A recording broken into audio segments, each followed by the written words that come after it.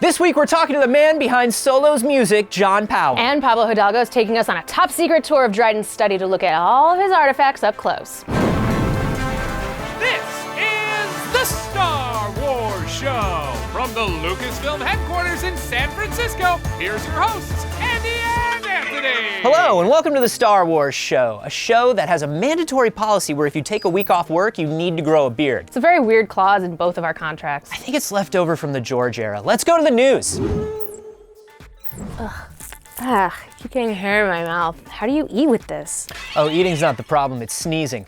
Battlefront 2 dropped a brand new trailer and a slew of information about their upcoming Han Solo season, which is coming to the game on June 12th. The new content inspired by Solo, a Star Wars story, adds the Mines of Kessel, lets you pilot Lando's Millennium Falcon, appearances by young Han and Corellia. Young Han is part of Beckett's crew, Vandor Chewie and young Lando sporting two different outfits because he's a fashion maven. The Solo update also brings the new Extraction mode, where an infiltration squad must receive and escape with a critical payload while fending off enemy forces. And if you're in Los Angeles during EA Play later this week, you can play Extraction on Kessel at the Fan Fest from June 9th through 11th. For more details, including the full trailer, check out this link. Yesterday, tickets for the 5-day Star Wars Celebration 2019 went on sale at StarWarsCelebration.com. And while the Jedi Master VIP tickets sold out immediately, Adult and Kid 5-day as well as Adult and Kid single-day tickets are still available. But you'll want to hurry because the 5-day passes are almost sold out. Star Wars Celebration takes place in Chicago on Thursday, April 11th through Monday, April 15th, 2019. Less than a year to go, folks. Time to start planning. So excited. And for more breaking news from around the galaxy, check out StarWars.com.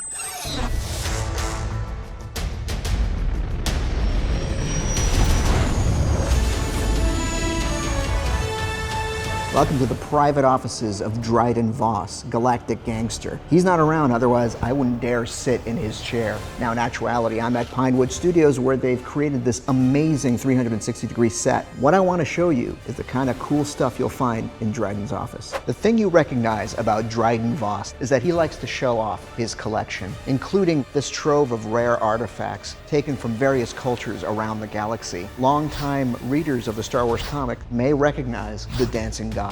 I'm standing in the presence of some more rare artifacts. These ones are covered with gems, but the highlight item is Zim's death head. And now that's something that's on the cover of Han Solo and the Lost Legacy. Joining me today is Daniel Nussbaumer, assistant art director. This movie has a wide variety of looks and feels. Here, this is quite the elegant place. What's your approach to elegance in the Star Wars universe? Well, it was just Dryden's character as in a gangster boss. He's just exhibiting the things he probably stolen or got given and just amassed over the years to show off. And also it's a well-kept place. It has a bit of an age because it's been around, it's a ship. Yeah, you know, upon first impression, you may not think that you're actually in a spaceship. So what kind of design consideration is there? We have little tech details added, so it still feels as if there's paneling, there is something going on behind it that wouldn't be there if it was a building. Calling all Mando mercs, you're going to want to take a close look at this. Dryden Vos has in his collection ancient Mandalorian armor and weapons. Now, the Mandalorians, we all know, are a warrior culture that's extended in Star Wars history for thousands of years. And lastly, we have a collection of ancient technology, including, quite literally, the capper on this collection, what appears to be a Sith holocron. The fact that Dryden has a Sith one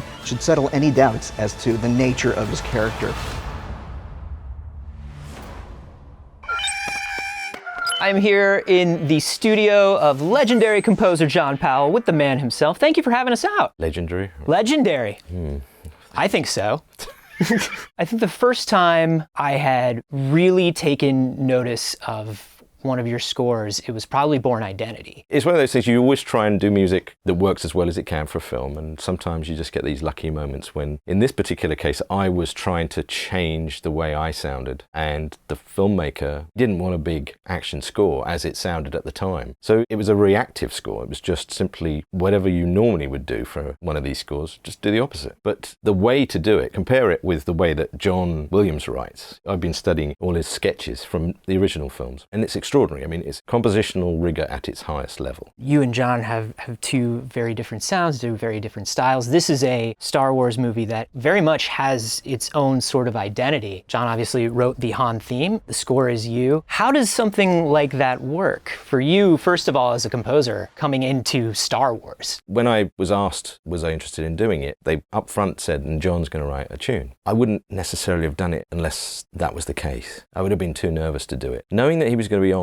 I realized that apart from all the selfish reasons to do it and to meet him, get to sort of see his process and learn from it, I felt much more secure that I would basically be able to use him to bring the music into the core feature of what Star Wars was always sounded like. It's like saying, okay, well, you're going to have to go off on this mission, but you're going to be able to take Yoda. That made total sense to me, so I thought this is the way to do it. What did you want to bring that was new to this? What did you want to keep that was classic to this? This is the really hard thing about doing this film. This is what gave me sleepless nights. I love the way that Ron works because he was so inclusive and he really wanted me to think about the film and not just the music. But in working with John, he spotted that I was nervous because of that, and he immediately just said, it's 2018, you should do what you feel is the right thing for the movie. And then the filmmakers pushing me and saying, you know, it would be really nice if we had a bit more percussion elements and a little bit more drive here and some of the things that I guess I'm known for. But the problem on this one was not freezing because of the wish to never change anything. As soon as we try and change things we love, we have to ask the question is, why are we changing it? We love this, why are we changing it? This is not change for change's sake. This is a real attempt to tell a story that you know where it started, you know where it's going, you know where it ends. So what can we tell about Han in this film? And what we can tell is how he became the character that we love. And I had to respect that. But I also realized that I needed to respect my own voice in these things. And that was really what the filmmakers allowed me to relax and do more of that. It does cross all of the transitional journeys that I've gone through as a composer in my life. Everything I've ever heard in my life, of which a lot was Star Wars, is in there. So some of it's going to come out as Star Wars, I hope. Well, John, thank you so much for sitting down and chatting with us about Solo. A pleasure. With every new Star Wars film comes a slew of brand new hidden Easter eggs, and Solo is no exception. That's why we want to know what your favorite hidden Easter egg inside of Solo: A Star Wars Story was. Mine is a bit of dialogue in a bar. That's all I'm saying. That's all I'm saying. You're gonna influence the answers, dude. Let us know your favorites using the hashtag #SoloEasterEggs, and we'll feature our favorites here next week. And as always, remember to like the video, subscribe to the channel, follow us on Twitter, Facebook, and Instagram, and download the Star Wars app. Thanks for watching, and may the Force be with you. You can't tell people your favorite because I'm gonna be like, that too was my favorite. Well, that makes it less likely to be included. So find a different one. But like, if you like that one too, you can let me know. I'm keeping mine a secret. You like pop culture? Ron Howard? You got a little. Let's see pilot Lando's Millennium Falcon.